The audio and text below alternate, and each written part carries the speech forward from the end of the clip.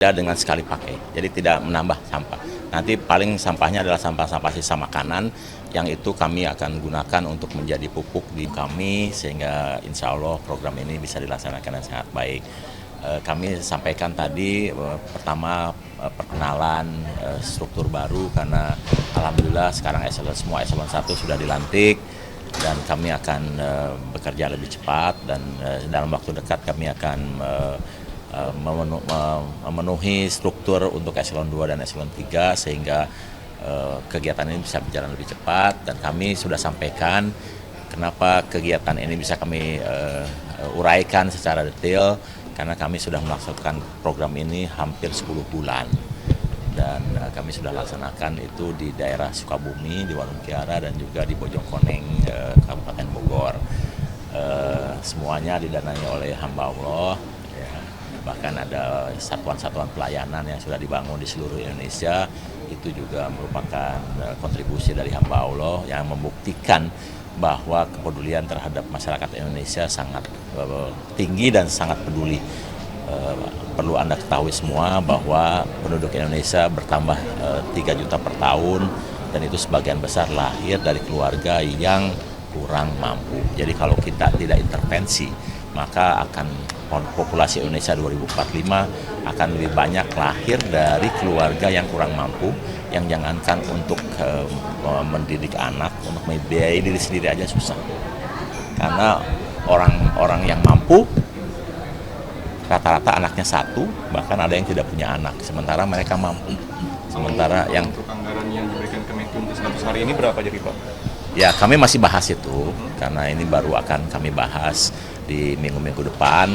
Mudah-mudahan disetujui. Ya, nanti kalau sudah disetujui oleh Kemenkeu dan di mana saja nanti kami sampaikan. Termasuk titik-titiknya? Ya. Lalu Pak, kalau untuk di 100 hari tadi, kemudian nanti juga akan berjalan di Januari 2025 berarti Pak ya? Perlu kami sampaikan bahwa Kabinet Prabowo Subianto tidak menyantangkan program kerja 100 hari, karena kerja kami harus 5 tahun.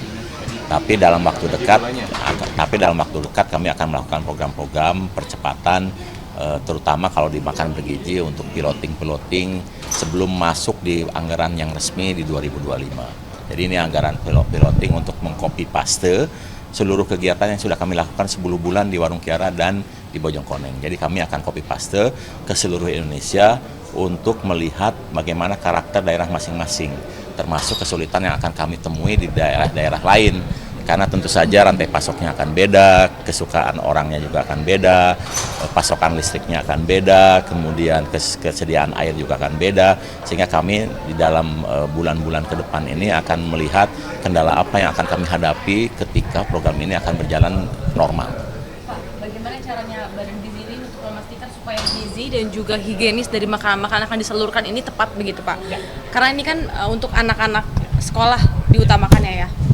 Perlu diketahui bahwa di setiap satuan pelayanan itu kami pasti mewajibkan ada ahli gizi yang dididik di perguruan tinggi, dan mereka biasanya sudah paham standar komposisi gizi untuk anak-anak, baik itu untuk anak balita, untuk anak PAUD, anak SD, sampai anak SMA. Komposisi gizinya mereka tahu.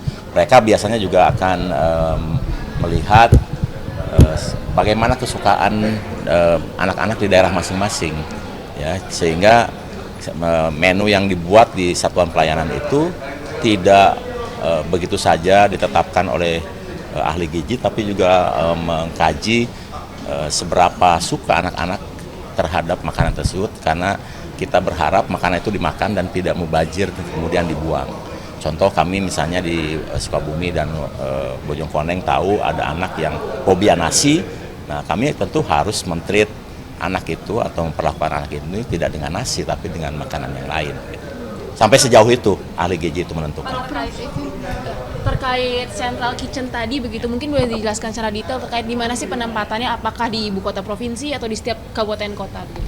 Ya, kami akan tempatkan di setiap daerah di mana anak-anak itu banyak, dan untuk awal ini kita tempatkan menyebar di seluruh Indonesia, dan nanti kalau total nanti sudah anggarannya cukup, maka ini akan menyebar dari Sabang sampai Merauke, baik itu di kota maupun di desa. Ya, Berarti berdasarkan jumlah dari anak-anak. ya tentu karena satuan pelayanan kan basisnya 3.000 anak. Nah, 3.000 anak ini kita sudah gunakan aplikasi AI. Di mana sih titik-titiknya kami sudah tahu semua. Tapi kemudian nanti kami akan tambahkan dengan berapa ibu hamil, berapa ibu menyusui dan anak balita, karena data itu tidak bisa diperoleh dari AI karena itu harus kami data di lokasi. Jadi begitu satuan pelayanan berdiri di satu lokasi, maka kami akan datangi rumah per rumah apakah ada ibu hamil dan ibu menyusui dan anak balita. Jadi kami tidak membuka pendaftaran, tapi kami akan mendatangi masyarakat untuk mencek berapa banyak ibu hamil, ibu menyusui dan anak balita di satuan pelayanan itu. Tapi basis awal perhitungan adalah anak sekolah. Kenapa? Karena sekolah kan geostatiknya stabil ya. Yang beda hanya komposisi sekolah aja. Dan itu kami sudah punya geospasial dari sekolah tersebut, baik itu mulai PAUD sampai pesantren di seluruh Indonesia. Termasuk pengantaran makanan bergizi Iya, untuk tentu. ibu hamil itu berarti ke rumah, Pak? Ke rumah. Dadan, Termasuk. kemarin Kementan sempat bilang untuk terkait pemberian susu agar tidak dipaksakan dalam pemberian makanan bergizi gratis. Ya, ini kan susu bagian dari protein hewani. Jadi kami kan punya prinsip memberikan makan sesuai dengan komposisi bahan lokal. Jadi kalau di daerah tersebut sapinya banyak, ya tentu susu akan mudah didapatkan.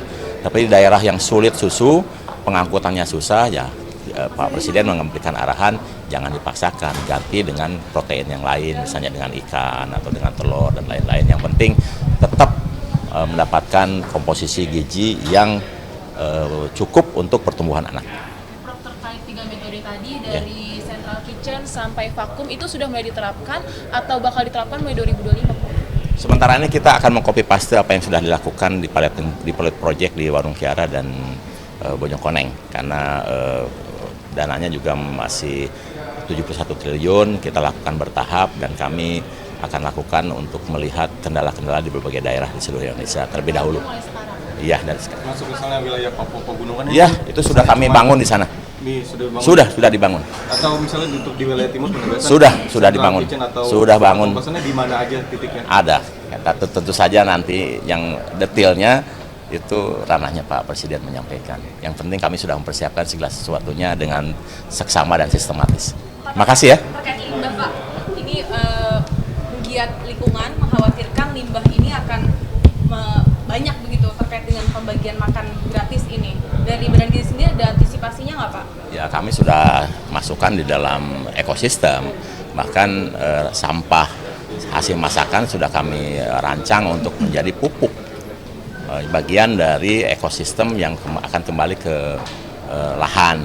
Tapi perlu diketahui bahwa kami akan mendistribusikan makanan dengan kemasan yang digunakan ulang, tidak dengan sekali pakai. Jadi tidak menambah sampah. Nanti paling sampahnya adalah sampah-sampah sisa makanan yang itu kami akan gunakan untuk menjadi pupuk di wilayah pertanian sehingga circular ekonomi terjadi. Terima kasih ya. Pak, dari 5.000 unit itu kan yang dikelola BGN 1.000, sisanya itu dari lembaga. Semua dikelola oleh BGN.